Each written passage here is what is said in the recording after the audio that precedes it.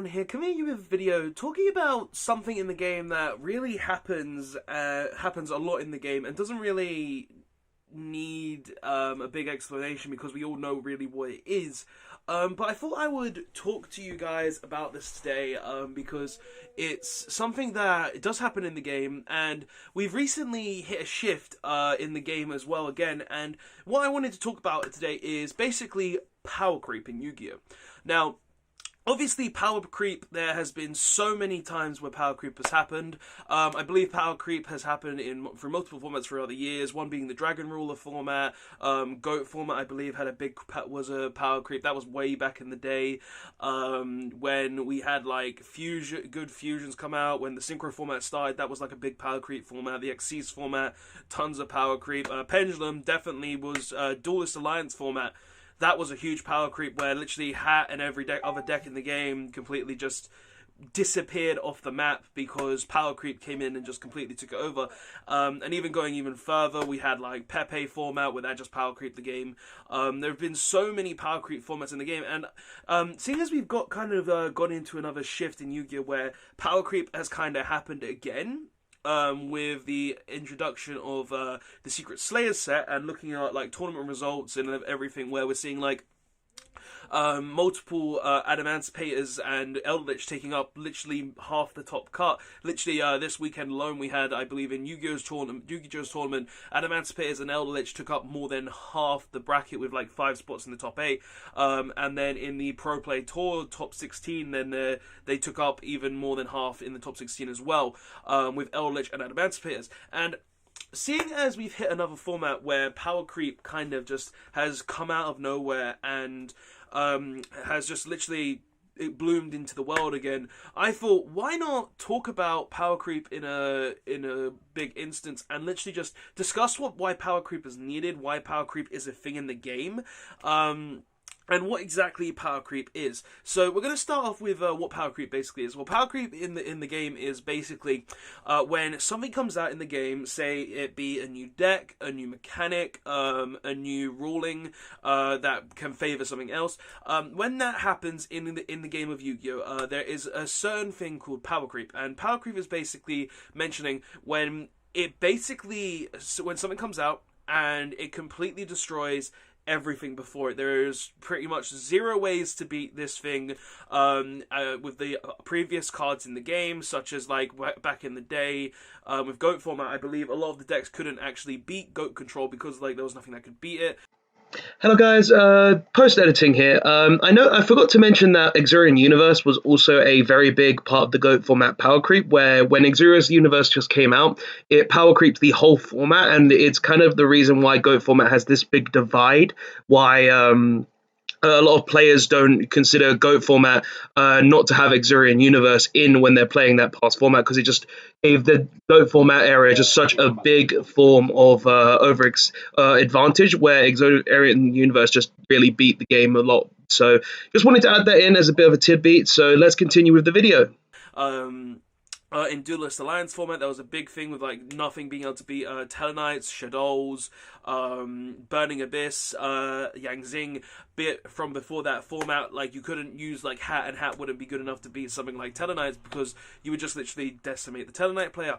And also currently now we're looking at all the decks before, like we're looking at Altergeist, Salaman Great, Shadow Invoked, all these other decks that literally came out before, and they're just being completely decimated by Adamancipator and Elder Lich. Power creep is basically when something comes out and it's just completely overpowering. It creeps over the current meta out of nowhere, and that's basically what power creep actually is in the game. And basically, is this a good or a bad thing, though, in all honesty, in the game? Because like there are examples of good power creep and there are examples of bad power creep in the game of Yu-Gi-Oh! And there are a lot of them, I would have to say as well, seeing as we've gone through so many different formats right now, and like literally over the past few years we've had so many FTKs, we've had so many infinite negate boards, we've had so many other things in the game that just are really hard to out and really hard to deal with. But obviously, those have either been dealt with the ban list or they've just been power creeped out of existence. Like one deck that obviously has been hit multiple times, but has always had sort of an advantage in the game and been able to play is the Gem Knight FTK. And the Gem Knight FTK has seen its head quite a few times in Yu-Gi-Oh. It's come in and out, but it's still fully playable in Yu-Gi-Oh. It really is. But the FTK now has just kind of been power creeped out of existence. I want to say there are still people who here and there will play it, but because the deck is like a 3-card combo on the first turn, the deck Gem Knight FTK isn't really played. So that's an example of good power creeping things. That literally just say, I'm gonna FTK you, I'm gonna not allow you to play the game. But there are also examples of bad power creep in the game as well, such as with the Zodiac format, and the Zodiac/True Draco format when we got those two decks. Literally, when we got those two decks, the game was literally a 2-format deck, and that's not a good example of power creep. When you literally have can only play one of 2 decks, and that is just a terrible example of power creep, because power creep, the good things about other power creeps in the past is, such as the DUA format, is when Duelist Alliance came out and power creeped all the former decks, there were options. There were multiple different decks you could play. You could play Yang Zings, the synchro-based turbo deck that kept killing itself but also gaining more advantage. You could play Tellarknights, the back row-based deck that played Deltaros, Deneb to search other Tellarknights, Altair to summon back Tellarknights to gain advantage through Xyz monsters. Shadows that kind of required your opponent to have an Xyz monster to gain the fullest use out of cards like Shadow Fusion, but also having really good flip effect monsters such as Skamata, Dragon, having Construct and Winder as well, and also having good trap cards like the Shadow Core, and I think it was Shadow Spectre. No, it was Sinister Shadow Games as well that just literally flipped your Shadow monsters. That's a good example of power creep, because like there were multiple different options to play in the game. But an example of bad power creep is when you can when there's only a 2-deck format or a 1-deck format where you can literally only play one of these 2 decks, and that is an example of bad power creep, because power creep, as I said, it's when something comes into the game that completely just destroys everything else, and that's kind of where we're in right now. And obviously there isn't real tournament play in Yu-Gi-Oh right now due to everything going on in the world. But even though all of this stuff is going on in the world, we're still getting tournament results. We've had the PPG, we've had the Yu-Gi-Oh Mega event that I did actually judge for a round. I was like reserve, and I had time, so I came in and like said, "Do you need a hand?" And basically, these 2 events, the events that are going on online, we're still getting events. And what we can see from these online events is that we're hitting a basically 2-deck format where we're seeing decks like Elder Lich and Adamancipator as these 2 really interesting and different decks, but they're just the only best decks in the format. And that's an issue when you look at it, really, because if you're in a format where only 2 decks are doing really well and they're taking up more than half the top cut spots, when they're taking up multiple different spots, when they're like, say you're in a top 32 and like they take up like 18 spots, that's not a good thing. Let's say 20 spots instead, because otherwise it's a bit it's 18 spots, like 9-9. That's not really a good thing, because it shows that, well, yes, there are 14 other decks that you can play, but if there aren't enough, if those decks can't really handle the new decks, which are Adamancipator and Eldritch right now, then that's not really a good thing in the game, because power creep has kind of been initiated where there's not really anything else that can play against them. Like, looking at decks that are that came out of like Eternity Code and stuff, like, well, got more support. Plunder Patrol are a really strong deck when you really look at them, but they're lacking against stuff like they're lacking against Elder Lich, because the Plunder Patrols need fires to be kind of go into their back row disruption, so they can't really do much against that. And looking at Adamancipators, Plunder Patrols don't have a rock, so they can't really do anything against the Adamancipators. Have an Earth monster, so there's not really a lot you can do here when it comes to power creep in Yu-Gi-Oh! Power creep kind of just like comes out of nowhere, and even other decks like I stated, like Shadow Invoked, like that deck has a really tough time against Elder Lich, because literally all they have to do to get rid of your Winder or your Invoked Fusion, your other Invoked Dark Fusion, you literally do that.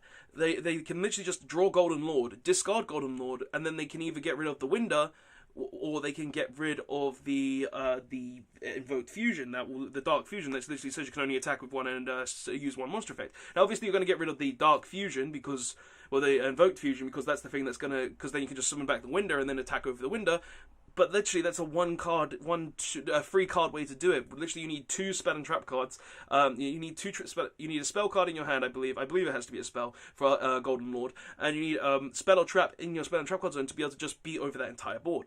Like Elder Lich just completely beats that, and against Adamancipator, and with Adamancipator, they're running cards like Dark Ruler No More in the main deck, so they can literally just break your board, build their own board of like multiple negates, and then just stop your opponent from playing game. So like we're looking at decks that have just been completely destroyed by the power creeping of Yu-Gi-Oh right now, and power creep. There are good things about it, as I said, like they bring multiple deck formats, they change, like also another good thing about power creeping is it kind of gets rid of the old, like all these old decks that are getting really stale, like when we had a power creep that kind of took out Zodiac and took out True Draco, or True Draco never truly died, they just kept going, but getting better, like when we had that kind of power creep, like the decks just kept staying, they just kept doing things, and even though the ban list was partially to blame for taking out Zodiac and decks like True Draco to an extent, the decks still are revered as some of the most hated decks in the game, I would say. Like, full power Zodiac format.